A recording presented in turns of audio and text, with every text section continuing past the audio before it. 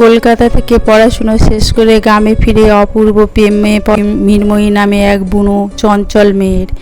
গ্রামের সবাই তাকে পাগলি বলতো, কারণ সে কোনো সামাজিক নিয়ম মানত না। সারাদিন গাছে চড়ে নদীতে নৌকা চালিয়ে ঘুরে বেড়াতো।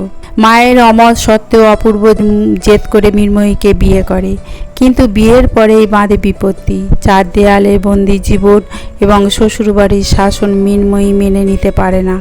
সে বিয়ের রাতেই জানালা দিয়ে পালিয়ে যায়।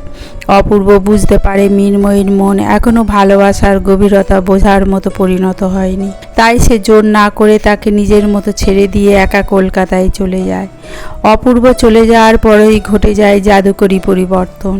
চেনা মেঠো পথ আর আমবাগান মৃন্ময়ীকে এক অদ্ভুত একাকিত্ব দেয়। সে বুঝতে পারে অপূর্ব সেই শান্ত চোখ আর গভীর যত্নকে সে আসলে ভালোবেসে ফেলেছে। চঞ্চল মেয়েটির ভেতরে এক শান্ত বিরহী নারীর জন্ম হয়।